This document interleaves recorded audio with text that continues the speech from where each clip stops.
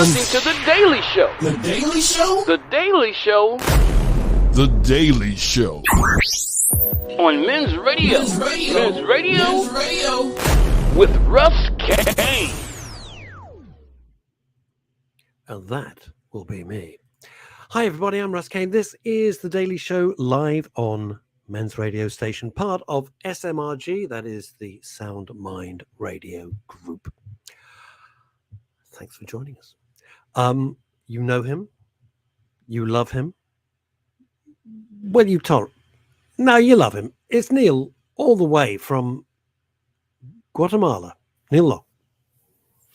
Hola. I don't know what language they speak in Guatemala. God only knows. Who the hell knows? I have no idea. And hello to you, Eve Phantom. Crazy name, Hello, crazy girl.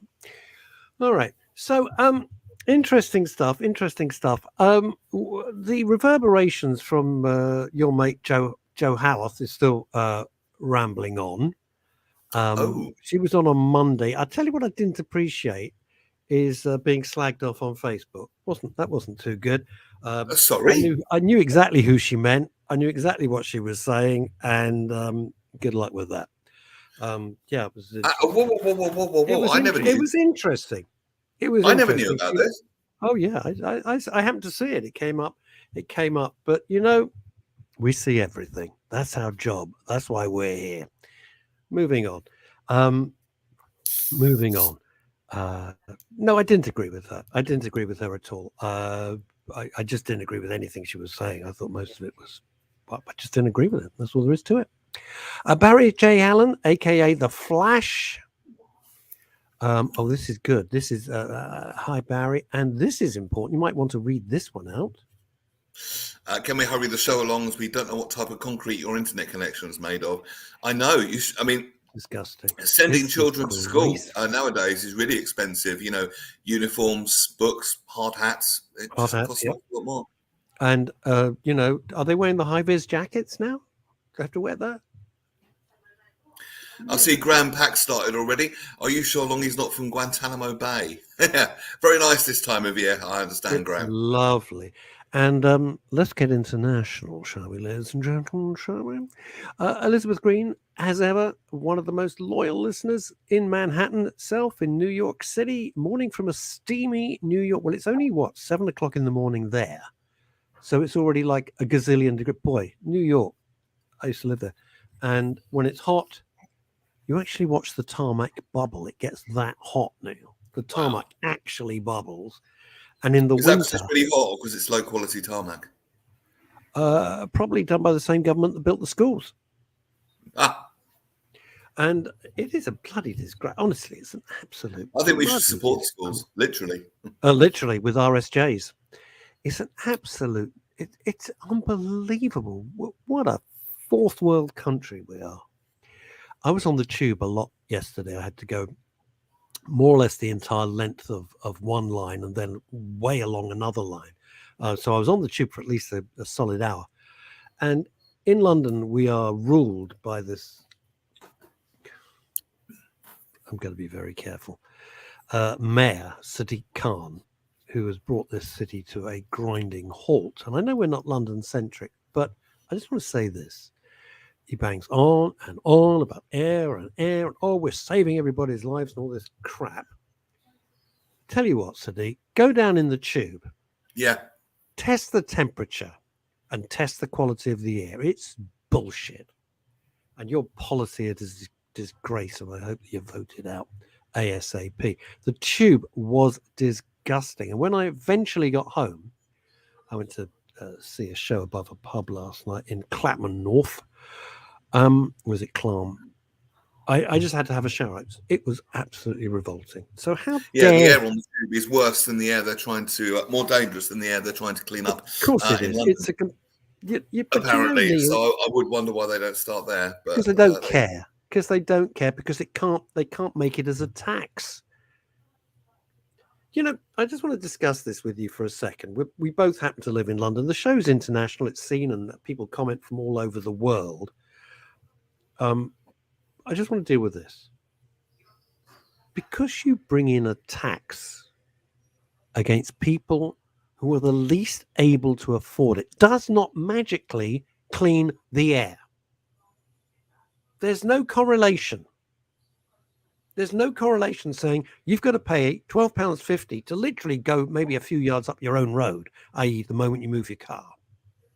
That doesn't clean the air. What it means is you're making about £500,000 a day from this. Where's that money going to go? That's what drives me insane. And I want to roll it into this, Neil. I'd love to know what you think.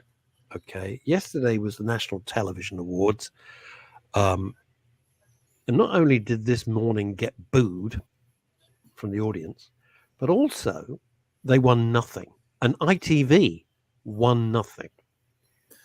I have no skin in the game. I think Phil Schofield. I just want to ask you this. This is the point I want to get. Then I want your opinion because, as I said, I've got no skin in the game. I'm not interested in television particularly. I don't really enjoy. It's okay, but I much prefer radio to doing it. ITV lost, I think, a 13-year streak. They won nothing with This Morning, and ITV won nothing. In fact, This Morning was beaten by The Repair Shop, which is a charming, wonderful show, and I adore it. Now, I'm linking this to the whole thing about the ULEZ tax. When people vote with their feet, things happen. The public voted with their feet and said, no, This Morning, it's a load of poo, should have been scrapped ages ago. Get rid of it, you're not winning anything.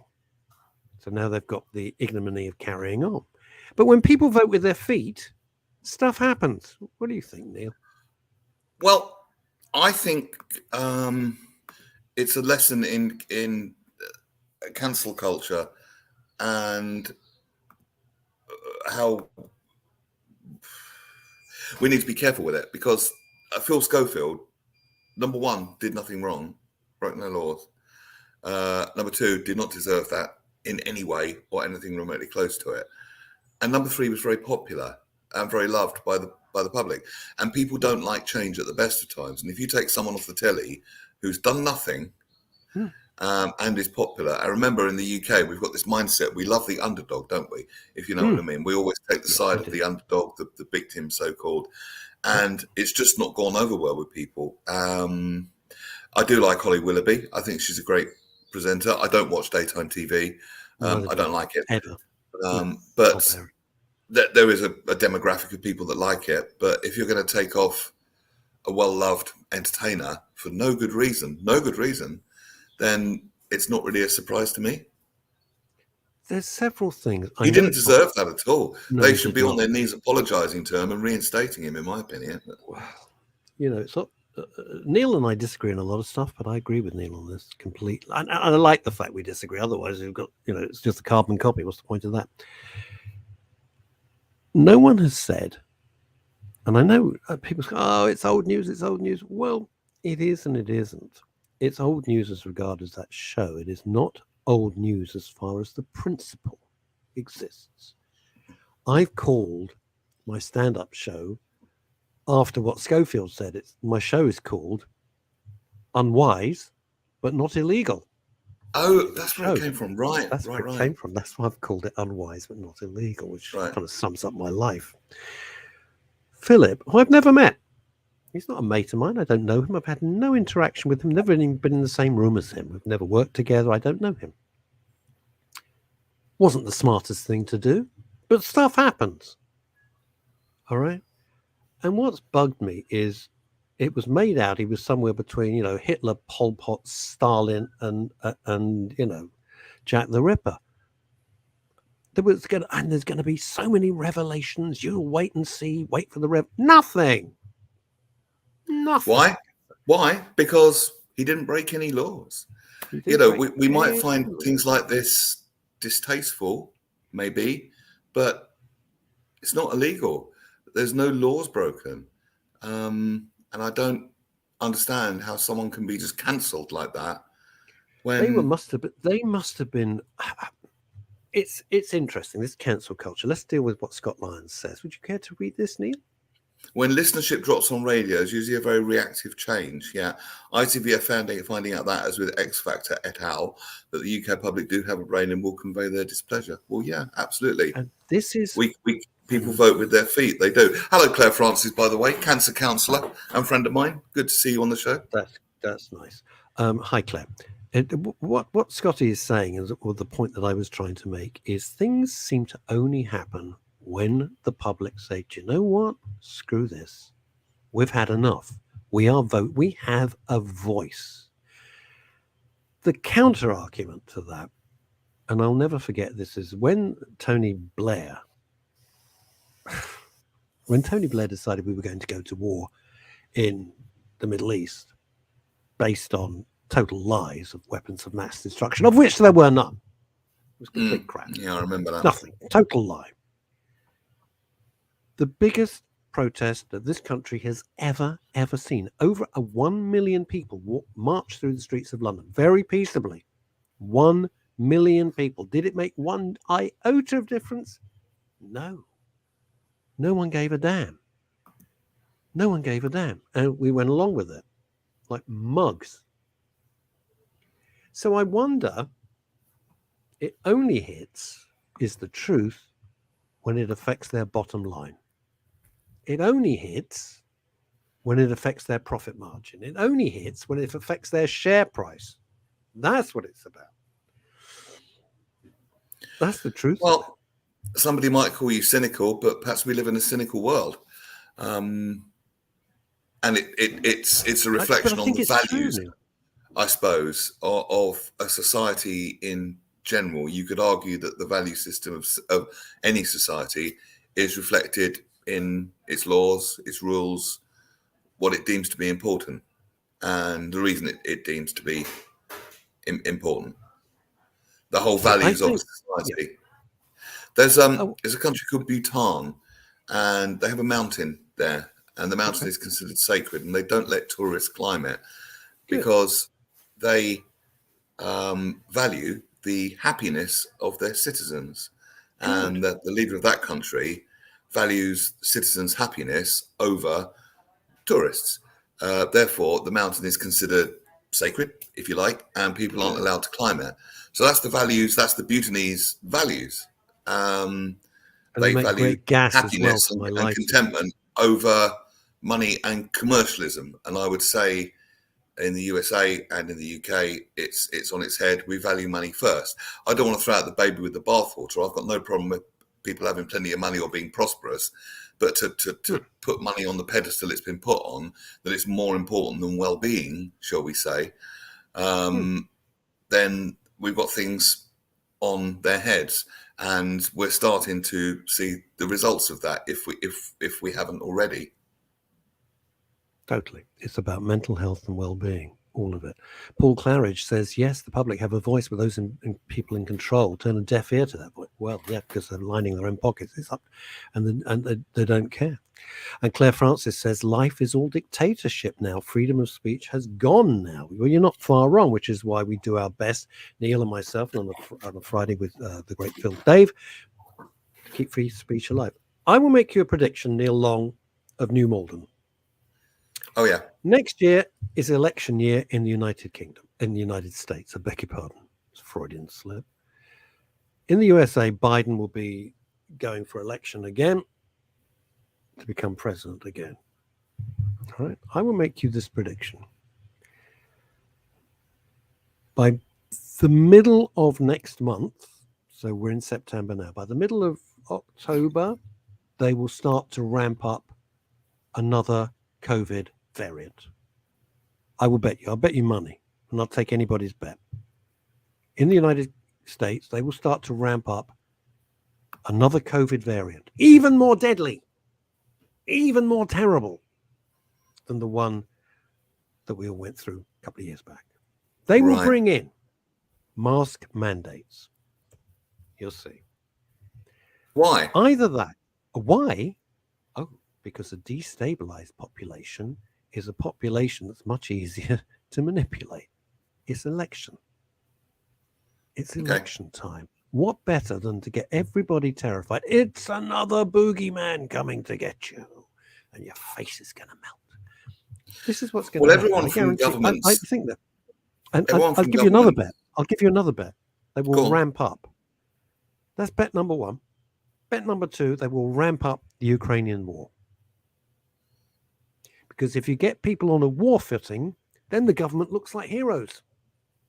It's a war. It's a war. The And government that's on what one they'll do. end And I'll bet anybody with that. and cults on a much more extreme end, their whole ethos is saying, here's the problem, and we can fix it if you vote for us.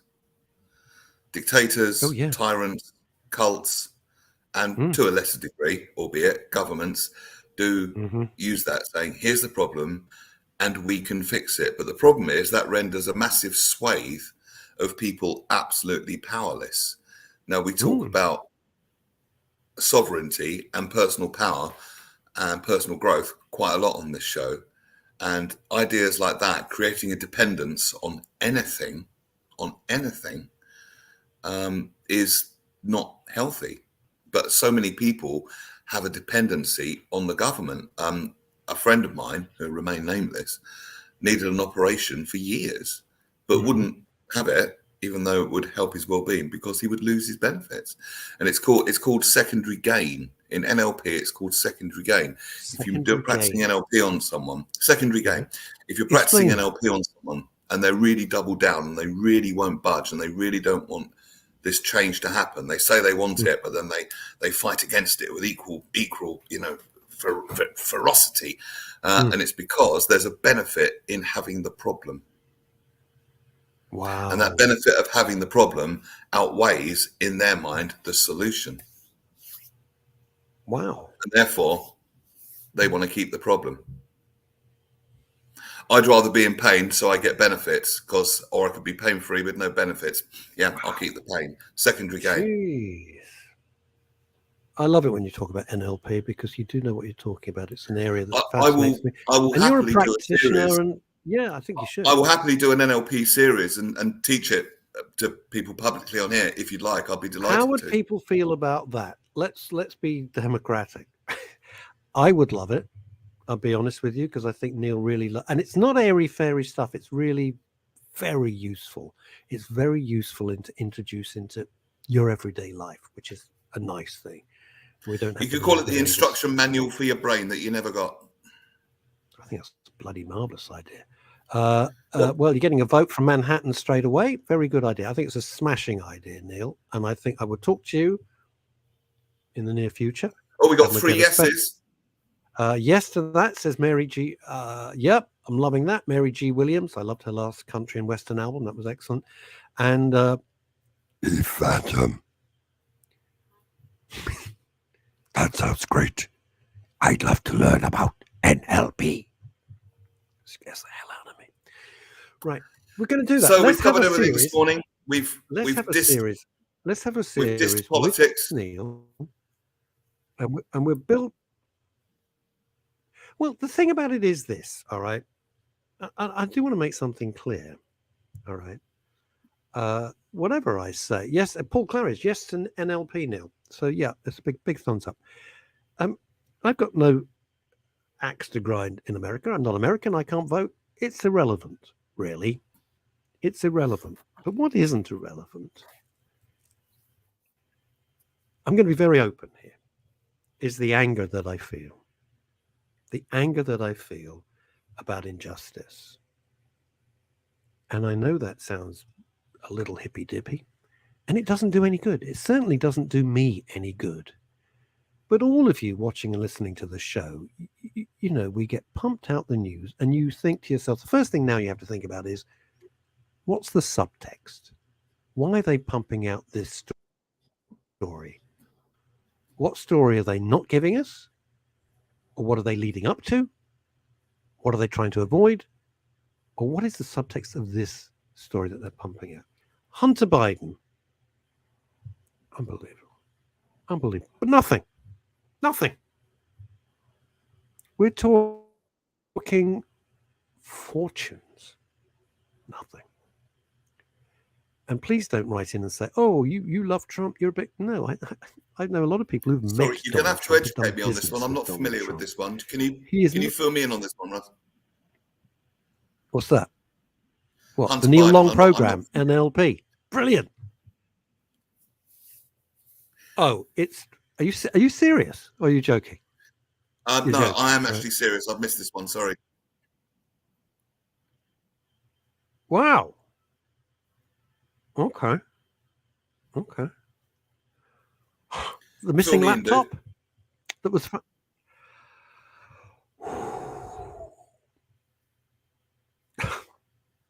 It's too long and complicated. Look it up. Okay. Hunter Biden's laptop. What was on it? The sort of man he is, and possibly how family members have benefited from his work. Okay. I'm going to leave it at that. Let's just leave it at Well, that. just because you Anyway, disagree here's my with that bet. Is doesn't mean anybody you- taking my bets, by the way? Is anybody taking my bet? And the proceeds will go to Men's Radio Station. It'll go into our account. All right? Will anybody take my bet that by mid next month, they'll be bigging up a new COVID variation called Death or something? I don't know. DEFCON 1. Who the hell knows what they're going to call it? And they're going to start trying to bring back masks. And they're going to ramp up the war in Ukraine. That's my bet. Anybody take it, let me know. It's interesting that you talk that way, because that's another way that people think. They think because you don't agree with the laptop, that means by default you do agree with Trump, and that's not what you're saying at all. No, I'm People not saying think it that can at be quite black and white at some time, It's not. and we need a lot more nuance. It's not that black and white. Thank Is it? you. Life isn't black and white. Neil's used the word that is the most important word, nuanced. Not everything's simple. Some things need discussing properly without everyone screaming at each other. You know, the fact that you think Hunter Biden's laptop is an absolute national disgrace and everything that was done to Trump was a distraction method doesn't mean that you think Trump's a great guy. It's a bit more complicated than that, because there's billions of dollars at stake. Billions. But again, Not it millions, comes back to the values. billions. It comes back to the values of society, doesn't it? Ask the Bhutanese with their mountain what they think about that, and it probably wouldn't even be on their radar. Because if you put well-being above anything else, then money will take its proper context, its proper place. And as I say, I've got no problem with money. Me and money are good friends, but it's just attitude towards it, I guess. Have you ever seen, and then we come on to our guest Steve in a minute, have you ever seen what Mount Everest looks like? I don't mean from a distance. I mean, have you actually seen what those paths look like? It looks like Glastonbury when everyone's buggered off home and you look at the field and go, oh, you're all for peace and light and one planet. Pick your shit up and take it home with you then. Mount Everest, Neil, is unbelievable. It looks like a recycling dump. It's incredible. I thought it would be pristine. No, there is so much detritus going up the mountain. It's unbelievable. It looks like Alton Towers. So I love your thing about Bhutan. I love it. I didn't know it. Thank you. Mount Everest is a garbage dump, as Elizabeth Green says. The pictures are shocking. Shall we introduce our guest, Neil? We will. Now, I was on my other radio program the other day, and an email came into the studio, and this one really caught my eye. And I thought, because obviously he was quite rightly looking for some promotion. And I thought this would actually be really good for MRS because there is a mental health angle here. So I'm going to let him tell the story, and I'm going to bring him into the room. Hello, Steve. Hi, how are you doing? Good, thank you. Steve, remind us of your surname, first of all, so I can pop it on the screen. Yeah, it's Bellis. Dennis. B-E-L-L-I-S. Sorry? B-E-L-L-I-S. Steve Bellis, that's right. Okay. Well, welcome, Steve Bellis of Yap Up. That's it, yes. Yap up. Okay, you have Yap. my full attention. Yap up. So, Love it. Steve Ellis, tell us the story of what Yap Up is and how it came into being. Then the mental health connection will be fairly obvious. So, welcome to the show. The forum is yours. Right, thank you. Right, during lockdown, myself and my son were holed up in the house, and one of my neighbours decided to get 2 dogs. No problem with that. That's fine. The problem started that they started yapping. Okay, I've got no problem with dogs barking, and but it was constant. And as the days went on, it got worse and worse and worse. It caused conflict with me and my son. One of my neighbours, another neighbour, complained about the noise, the constant yapping, and he was threatened with violence. So I thought, I don't think I'll do that. Ooh. So as time went on, it was starting at 5 a.m, and it was going on past midnight. So I'm thinking, when do they sleep? You know, like non-stop. Wow. No, it wasn't non-stop. It was they'd start, then they'd go for about 10 minutes, then they go back in the house, then they come out about 5 minutes later and go again. And were they little dogs? It was like high-pitched yaps rather than barks. Yeah. Yes. Yeah. Steve, what dogs are they, Steve? Well, when I was growing up, there was no such thing as a Shih Tzu, Apsu, or whatever. They were mongrels. Mixed breed, we like to say. I think mixed breed would be more polite. Mixed breed, yeah. Well, call them what you will. Little devils, I call them. Well, yeah, that's one of the words. Yeah. Now, they're little dogs. They're white and they're fluffy, and there is no discipline with them at all. You hear the neighbours going, "Shut up, shut up." That's going to get you nowhere. It's absolutely pointless. They may as well not bother. So it was driving me mad. It really was. It was me and my son were arguing, and this is during lockdown now, and it's continued after. And I thought, I've got to do something about this. It was getting me down. You know, it'd wake me up in the morning. I'm thinking, I want to hear birds tweeting in the morning. So I used to be in a band years ago, a rock band, so I know a few sound engineers. So I had a chat to them. One of them actually had a yappy dog himself, so he wasn't interested. So if you have high frequency sounds, it disturbs the dogs. It doesn't hurt them, but it just disturbs them. So we've developed about 5 or 6 different sound frequencies on different files that makes the dogs uncomfortable. Now, what we discovered as well is that each different breed of dog have different frequency hearing ranges. Yes. So it's not a one item fits all. You've got to experiment, which is exactly what I did. And bingo, it works. It's absolutely wonderful. So, Steve, 2 things. First of all, a lot of people have those things you plug into the wall for mice to make mice go away, and it will affect your dog. By the way, it will affect your dog. Just to bear in mind. So, how are you playing these sounds out? Just through a Bluetooth speaker. Bluetooth speakers have a range from very low hertz up to around 21,000 hertz. You'll understand that being in the sound business. No, I have no idea what. I just heard the word Hertz, which to me is a car rental company. But okay, moving on. Yeah, so sound, you can measure sound frequencies in hertz. That's how you do it. Okay. And there are different ranges. The mice have a hearing range. Whales do. Elephants do. Foxes, pigeons. Humans do. Everyone does. They're all different. So you found. So what happened? You started to play through your Bluetooth speaker. Did it work? Sounds, and it worked. Well, at first it didn't. I had the wrong frequency. And this is what you can buy these things on eBay or Amazon, and they generally come with one frequency or a switchable frequency. And generally, they'll be triggered by sound. You know, like a passive infrared on your burglar thing in your house. You know, you reach a certain point and it turns on. So it's similar for sound. So what I found that those I even bought one, 45 quid. What a waste of time that was. And it didn't work. It was the wrong frequency for the dog next door, or the dogs next door. So I took it apart, had a look, and that's where I got a sound engineer involved. It's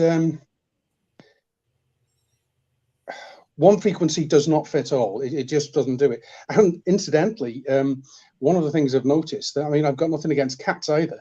I've got nothing against dogs, just yappy ones that I don't like. I haven't seen a cat in my garden since. And one of my neighbours had probably, he loves his roses. I'm no gardener at all. He grows flowers, roses, all sorts of things. And cats were coming and doing their business in his flower bed. So he's used it, and he hasn't seen a cat either. So it doesn't hurt them. It just discourages them from coming into your garden. Yeah, so just to be absolutely clear, they're not harmed in any way. No. I'll be honest with you. It got me down that much. I wanted something that would hurt them. As it happened, it didn't. And I'm just happy that they've shut up. We don't endorse that, Steve. Steve. No. We don't endorse hurting dogs in any way on Men's Radio. Well, no, he's not endorsing it. He's just saying it drove him mad. Yeah. No, I understand how upset he was. I understand how upset he was, but hurting dogs is not something I can let slide by. So you found the right frequency. How long did it take to do that? It takes about a week for the dog to understand. Now, some people, if they've got yappy dogs, you can actually use it as a training device. Find the right frequency and use it when the dog starts yapping, turn it on. When the dog stops, turn it off. And that's how I started. But I was up and down like a yo-yo. I thought, to coin a phrase, it was the tail wagging the dog. It was getting ridiculous. Up and down. So when he starts wagging the dog, yapping, yeah, I leave it on permanently. So now you had it on permanently. Wow. Yeah, until it stops, then I'll turn it off. So eventually it'll get to know that I'm not doing it every 5 minutes. I'll leave it on for several hours, then turn it off, and if it starts again, on it goes again. Eventually it'll learn. Right, so it's used as a sort of conditioning device, as a training device. I see what you mean. So can people contact you and say, this is the size of dog next door, and you can recommend the right frequency for them? Potentially, yes. The larger dogs will generally respond to a lower frequency, and the smaller dogs will generally respond to a higher frequency. Okay. It's not difficult. But you just got to find the right one.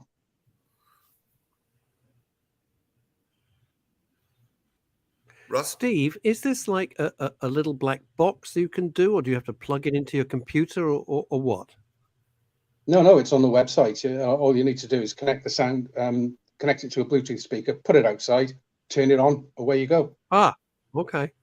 People have already got the equipment. Right. Okay. And that's why I was not really impressed with what I bought from, was it Amazon or eBay? 45 quid. And nothing special at all. Tiny little speaker in there. And some sort of device that turns it on and turns it off. And I wasn't, my sound engineer mate was not impressed with it either. And we thought, we can do better than this. And that's exactly what we've done. I think it's a jolly good idea.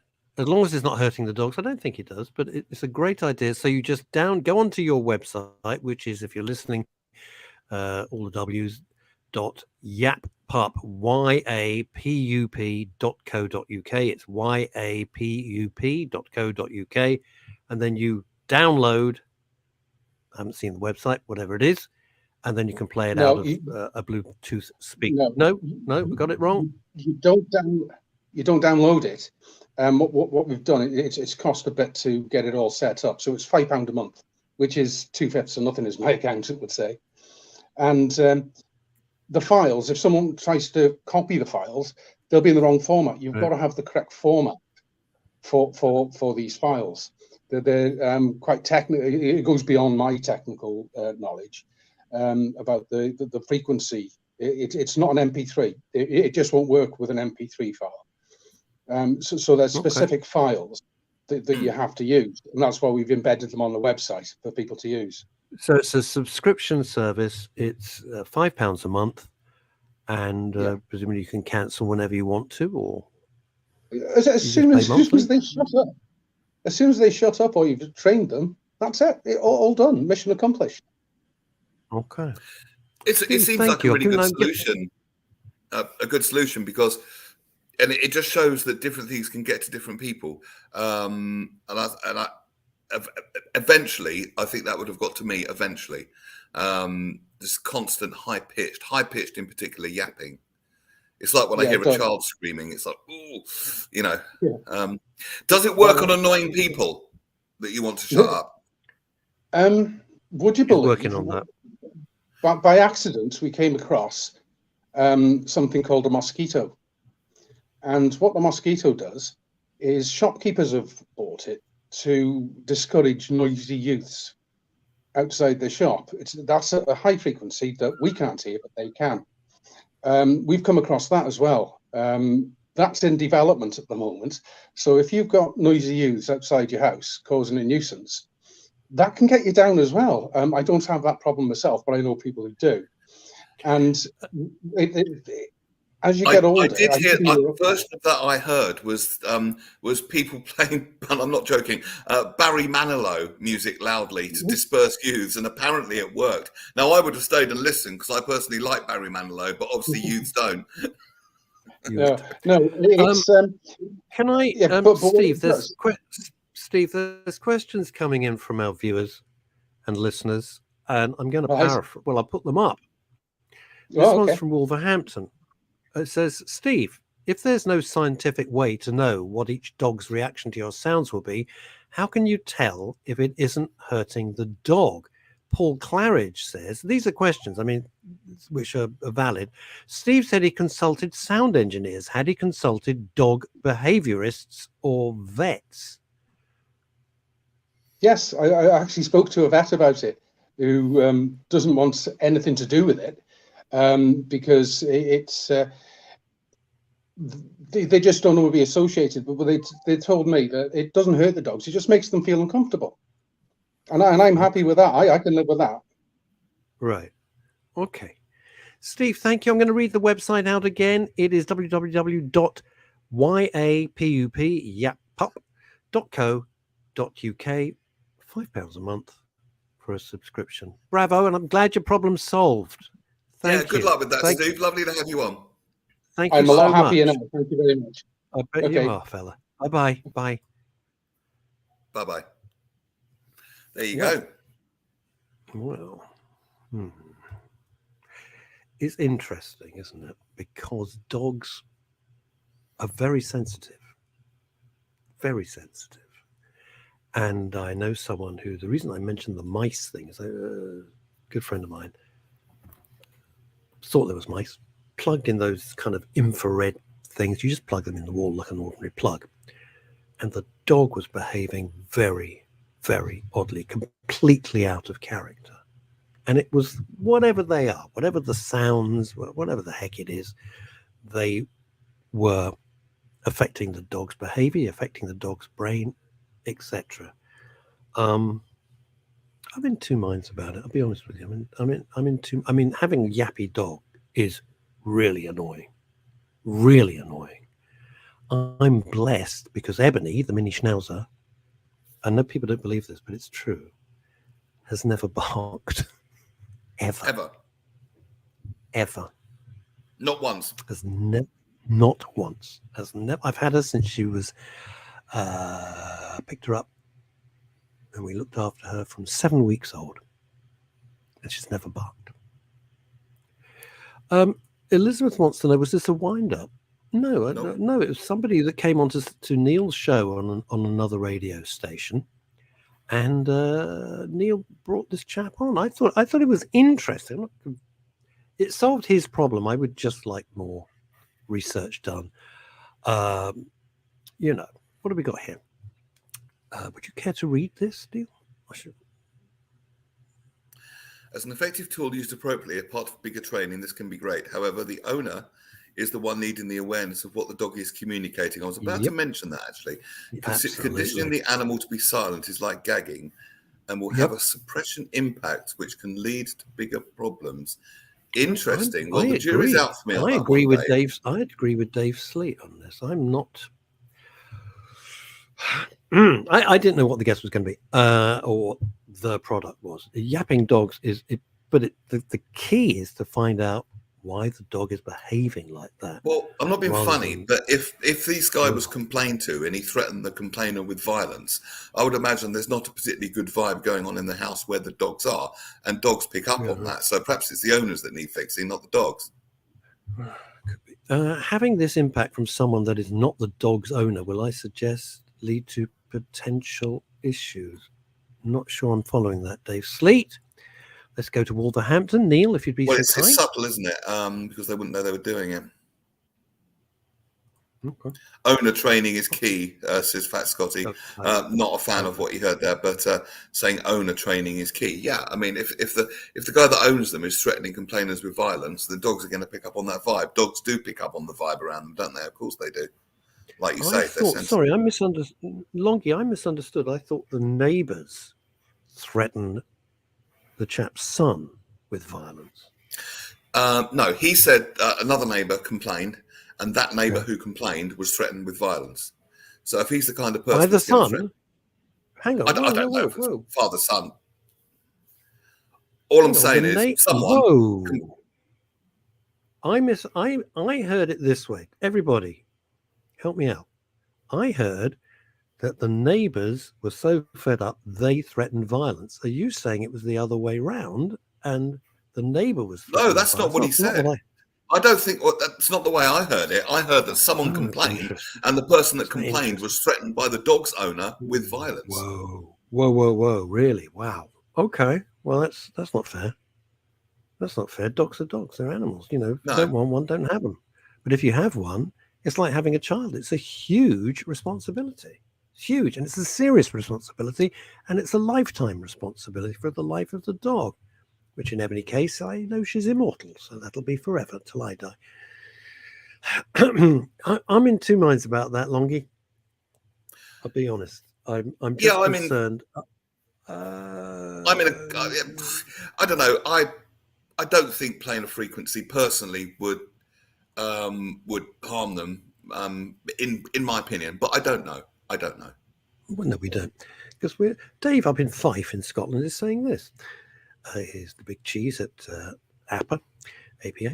If a neighbour was using a device that impacted on your dog... all right. Got it now. Sorry, I'm thick as shit this morning. If a neighbour was using a device that impacted on your dog, would you not seek to protect your dog? Damn right I would. Not if I didn't know he was doing it.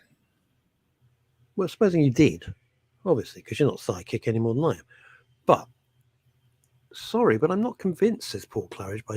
Paul, I hope you're feeling better. Paul is going through 7 types of hell at the moment. Oh, I hope you feel better soon. He's really, really in trouble. Paul is really physically, with his health, in a very, very bad place. And he sends me messages, and I find it really upsetting because I'm standing watching this guy suffer, and it's not right.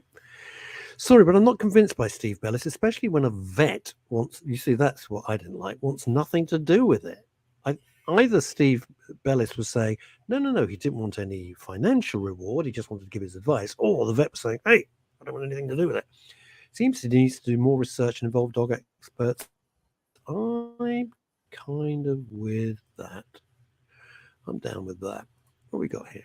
Sorry, there's a slight lag. Dogs behave... Yeah, well, John. Well, we've all heard it said there's no such thing as a bad dog, only a bad owner. There's no such thing. We've all heard that. Damn right. And Elizabeth, while we were chatting there, Elizabeth Green put on a bet with you all. And Elizabeth Green said the US Secretary of State is visiting Ukraine. What did they say? Masks will be coming back. They'll invent some new bullshit, COVID, and they'll ramp up the war in the Ukraine. That's my bet with you by mid-October, prior to the American election. Yeah. So, okay, there we go. So you want to learn NLP? What do you dear do? viewer? What do you? I got a question for you. What? Say again. Say again. I said, so dear viewer, About you the want to NLP? learn about NLP? Yes, they do, and so do I. So do I. I think it's a very useful thing. And like everything on Men's Radio and on the Daily Show, it's a smorgasbord. It's a buffet.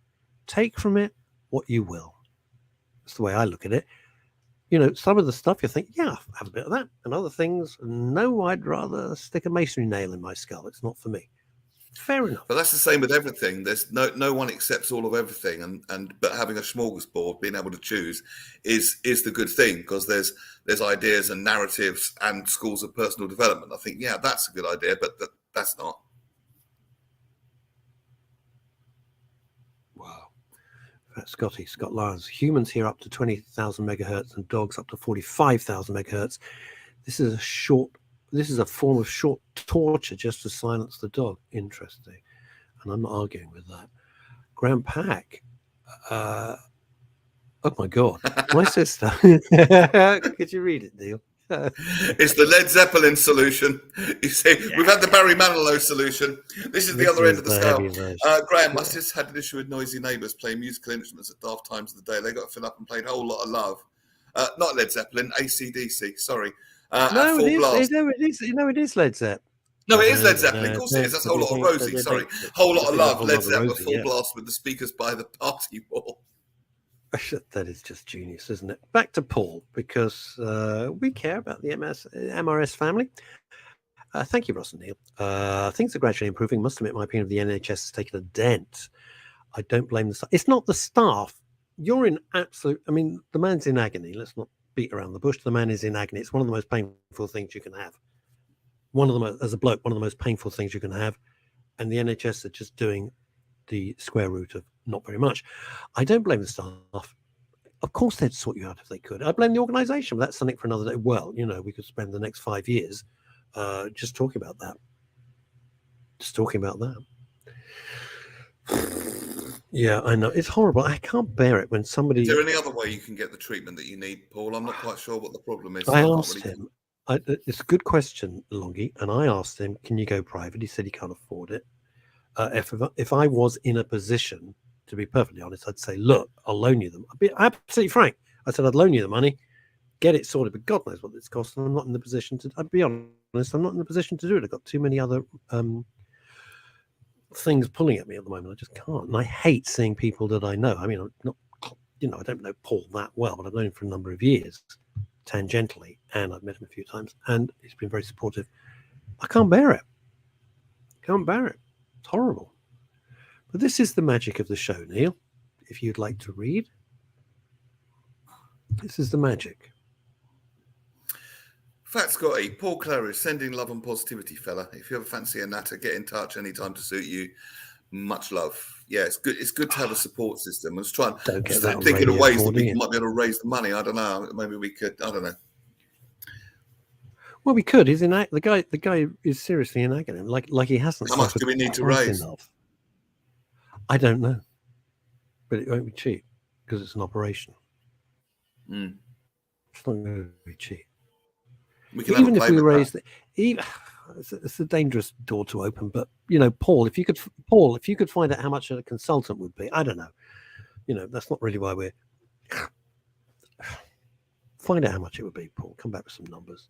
See if we can do anything. I'd be very happy to do an online fundraiser for you if we can promote it and get bums on seats or eyeballs on screens. And you don't need to go anywhere for that. It's all done from this magic of this room, which will stop being a broadcasting studio and become a mini nightclub on demand. So if there is a possibility, can I be the bouncer on the door?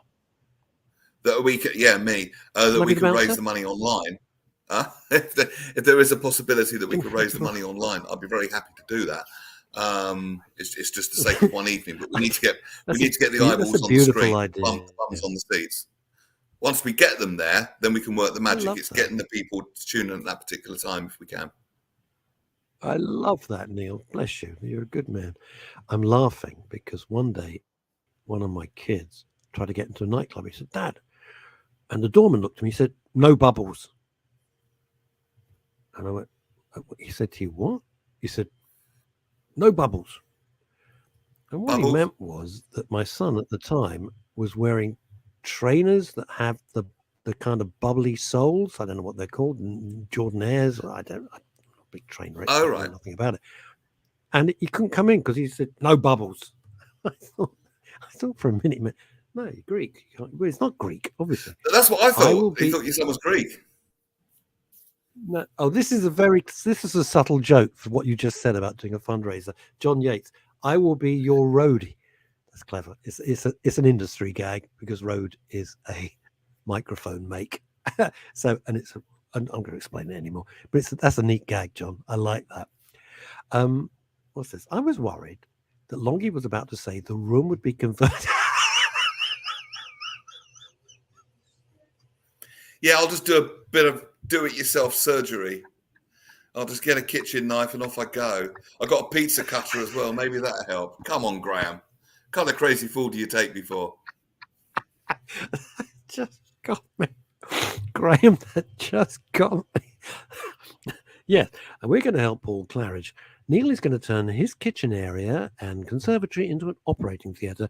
Neil once saw an episode of Dr. Kildare, so he's fully qualified to do a complicated operation. So if we can get a figure of how much needs to be raised, and and I'm only thinking aloud here, and if everyone watching can tell as many people to tune into this particular link at this time, we could. Hang on. I have a wealthy friend that will help me if I need it, which is looking possible. Okay, great. Thanks, Fat Scotty. But hey, guys, much appreciated for now. I'll place my faith in the colorectal consultant who's banging heads together to see if he can get things sorted. And trust me, he will some weight at the hospital. Okay, Paul, that's fine. If you did need that possibility, I'll keep that on the table for you. And as I said, I'll be very, very, very happy to do a fundraiser for you if it would help you get the money or that you needed to get this sorted out, because we don't like the idea of you being in pain.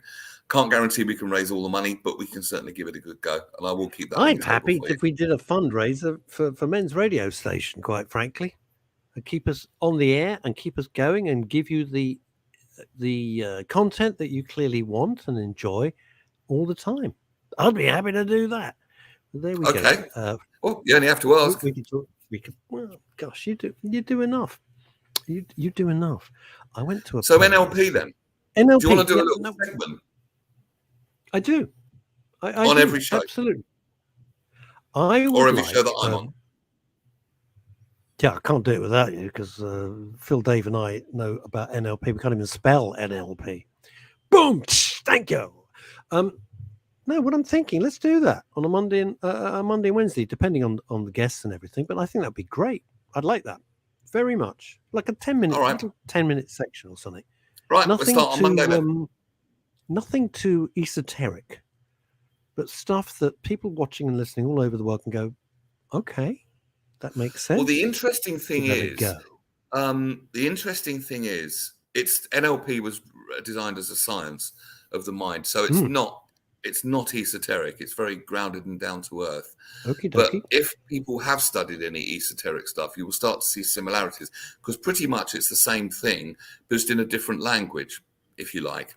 One's in the language of esotericism, if there's such a word, or did I just make that up? And some of it's in the language of science. Our Western minds tend to respond better to science, but that if you've studied any kind of law of attraction or all that sort of thing, you could call that focus in NLP. It's a similar concept, just with a different language, but we'll put it in whatever language people are most comfortable with. No, Elizabeth, we will not. That's the one thing I can't bear.